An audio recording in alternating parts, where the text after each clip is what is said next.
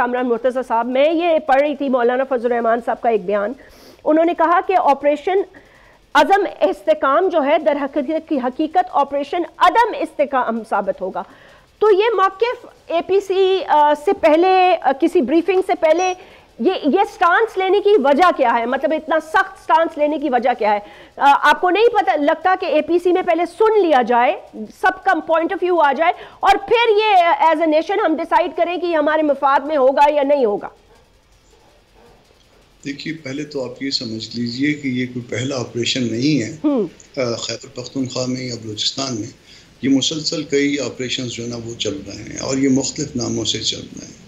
फिर आप इस ऑपरेशन की अगर बात, जिस ऑपरेशन की बात की गई है, इसमें एपीसी बुलाने की अब जो इनको याद आया, तो उससे पहले जो है ना ये फैसला एपेक्स कमेटी की सतह पे हो चुका। फिर एपेक्स कमेटी की सतह पे जब कोई फैसला कर लिया गया और उस पर हमने तनकीद की, तो दैन जो है ना फिर कैबिनेट में जो है ना वो आए बाइशाएँ की गई। तो और फिर साथ कहा गया कि वो एपेक्स कमेटी में तो ऐसा नहीं हुआ था, वैसा नहीं हुआ था। और फिर उसके बाद जो है ना तो ये मामला उल्टा चल रहा है। तो जो मामला उल्टे चलते हैं तो उसका जो है ना उसकी ओनरशिप जो है वो इस तरह से दूसरों को ना थपाएं। आप पहले इस बात पे जाइए कि ये सारे जो हालात ख़राब हैं, खुदा न खास्ता अल्लाह पाक रहम करे इस मुल्क पे, तो क्यों ख़राब हैं, उसकी वजह जब आप उसकी जब वजह जानने की कोशिश करेंगे तो वो वजह जो है वो एपेक्स कमेटी में बैठे हुए बहुत से लोग जो है ना उनकी तरफ आपकी नज़र उठ जाएगी, दानिस्ता या गैर दानिस्ता। अगर आप बलूचिस्तान में जाएंगे तो बलूचिस्तान में हालात की ख़राबी जो है नवाब बुगटी की शहादत के बाद से हुई है।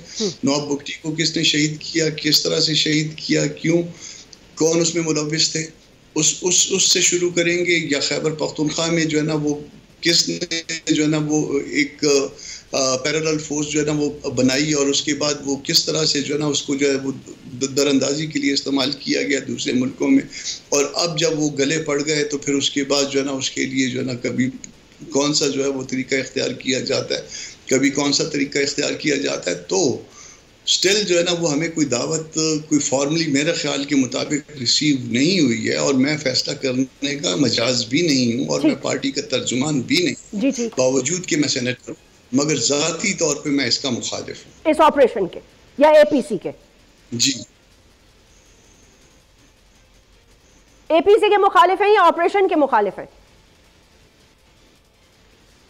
कामरान मुर्तज़ा साहब, फैसला तो पहले कर लिया ना आपने, ओनरशिप दूसरों को हाथ में थमानी है ना, आपने वो कागज थमाना है, दूसरों के सर के ऊपर ये ताज लगाना है। ठीक है, तो ये गलत फैसले आप करते हैं और उसके बाद नताइज जो है ना हमारे गले में डाल देते हैं। सब्सक्राइब करें और बेल दबाएं ताकि कोई खबर रह न जाए।